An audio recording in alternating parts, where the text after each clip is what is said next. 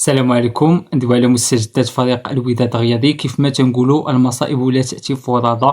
يعني اليوم عبد الإله أكرم حجز على حساب ديال فريق الوداد الرياضي باش يستخلص المبلغ ديال 270 مليون. طبيعة الحال كيف ما تنقولوا فاش طيح البقرة تكتوج الجناوة. فطبيعة الحال من بعد واحد المواسم ازدهار اللي وقعت في فريق الوداد الرياضي، من بعد واحد 8 سنوات اللي كانت فريق الوداد الرياضي عاش فيها نشوة الانتصارات على المستوى الافريقي ولا على المستوى المحلي. فريق الوداد الرياضي من بعد واحد التوهج تيسقط واحد السقطة، واحد كبوة اللي طبيعة الحال نقدروا نقولوا ما شفناهاش في الفروق اللي قبل منها اللي وقعت فيها بحال هكا. وكأن فريق الوداد الرياضي كان معتمد على واحد الشخص واحد اللي هو سعيد الناصري. من بعد الذهاب ديالو فاحنا شفنا فريق الوداد الرياضي كيفاش طاح. اللاعبين ما بقاوش يلعبوا بنفس الروح، بنفس الروح اللي كانوا يلعبوا فيها سابقا.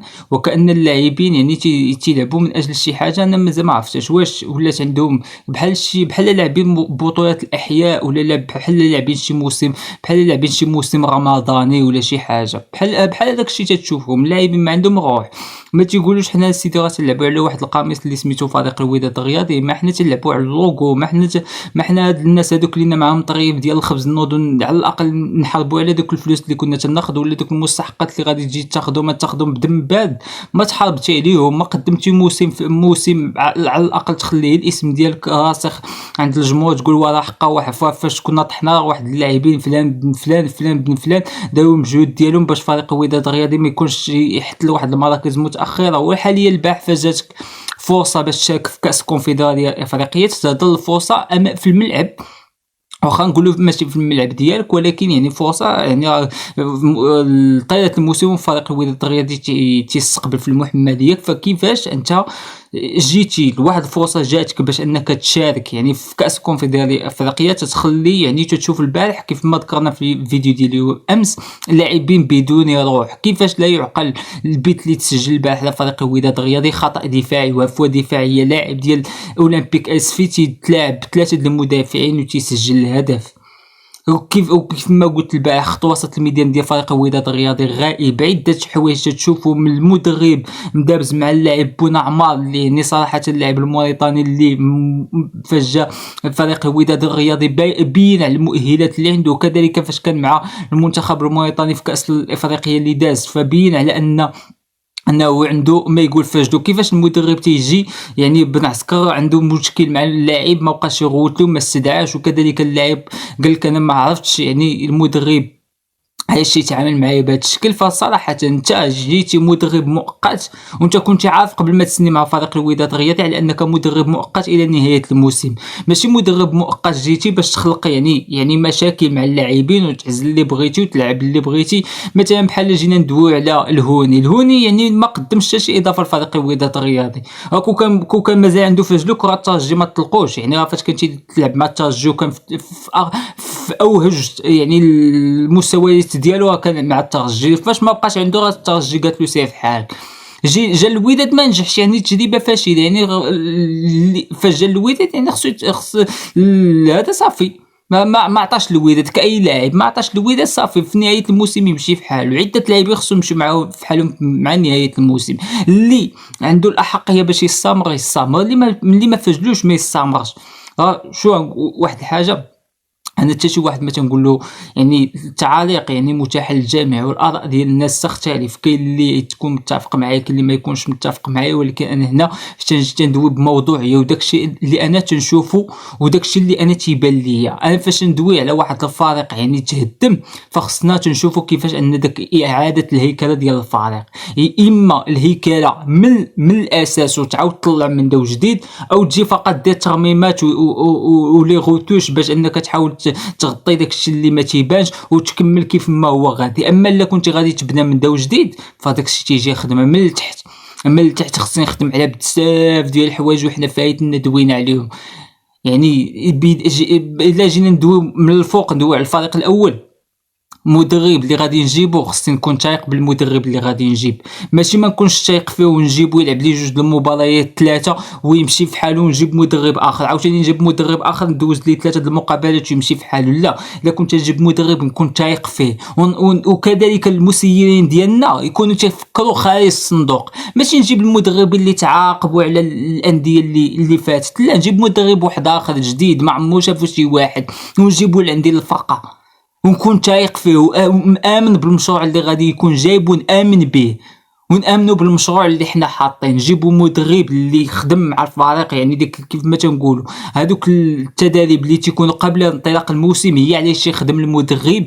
طيلات الموسم هي اللي تيخدم بها اللاعب، يعني راه اللاعب تيجمع السفر كامل كيف ما تنقولوا في هذيك الاستعدادات قبل بدايه الموسم. يعني فاش نجيب المدرب يدير لي الاستعدادات ونمشيو مع المدرب بمشروع جديد يكمل نهايه الموسم عاد نتحاسبوا معاه. الاولى. الثانيه نجيبوا لاعبين في المستوى، وانا تنفضل ان اللاعبين اللي غادي يجيو اما تكون باستشاره مع المدرب، يعني هاد هاد اللاعبين اللي كنا ذكرنا فكانوا باشراف المدرب، هو المدرب مازال ما عرفناش فوقاش اللي تعاقدوا معاه شكون هو، واش عموته ولا واحد اخر الله اعلم. اللاعبين اللي غادي يجيو او اللي غادي يجيو يعني المهاجمين او فين عندك مراكز خصاص خصو اما اللجنه التقنيه تاخذ فيهم وتشوفهم هي اللي تعزل اللاعبين اللي يجيو فريق الوداد الرياضي. كذلك اللاعبين اللي متهالكين واللي ما عندهم ما يقدموا الاضافه لفريق الوداد الرياضي يمشيو في حالهم، يعني تبقى تتحيد وتبدا اعاده الهيكله ديال الفريق الاول. هذه من ناحيه.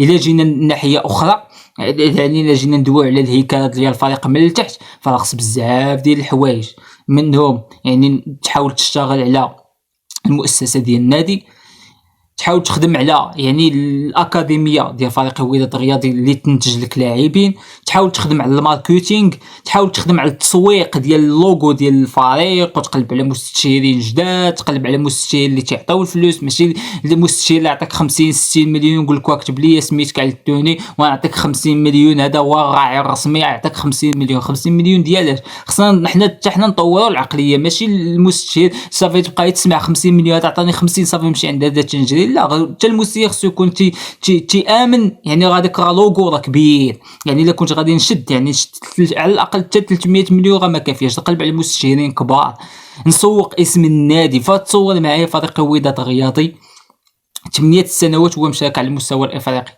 ما جابش ولو مستشير اللي كبير. فتصور انت كنت تصور وتجول في افريقيا 8 سنين ما خدمتيش على الماركتينغ ديال الفرق، فكيفاش انت بغيتي تسوق الاسم ديالك وانت ما خدمتيش على اسم الفريق؟ الصفحه الرسميه ديال فريق الوداد الرياضي مره تخدم مره ما تخدمش على مستوى فيسبوك او المواقع الاخرى، مره خدامه مره ما خداماش. هنا فيه خصك تسوق اسم الفريق، يعني تكون عندك خدمه، يعني فاش نكونوا تخدموا تنسميوها خدمه مؤسساتيه، يعني كلشي خدام، اسم الفريق خدام على مستوى فيسبوك وكذا، الصفحات الرسميه ديال الفريق تكون خدامه. نحاول نقلب على مستشارين جداد اللي يسوقوا لي السمعه، اللي يسوقوا لي الاسم والمدينه ديالي.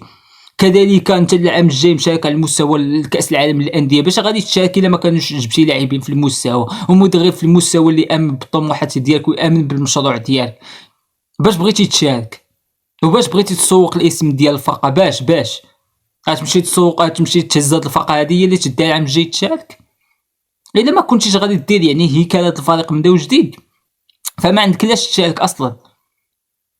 فنتمناو نتمناو ان هادشي يتصلح، وكيف ما في الساعات القليله المقبله غادي تفتح باب الرئاسه، يعني من اجل اللي بغى يحط يعني ملف الترشح ديالو باش يقود فريق الوداد الرياضي او انه يصبح فريق الوداد الرياضي، يصبح رئيس ديال فريق الوداد الرياضي، فغادي تفتح باب الترشحات في الساعات القليله المقبله. فما قال الا نشكركم ونقول لكم يستودعكم الله، والسلام عليكم ورحمه الله تعالى وبركاته.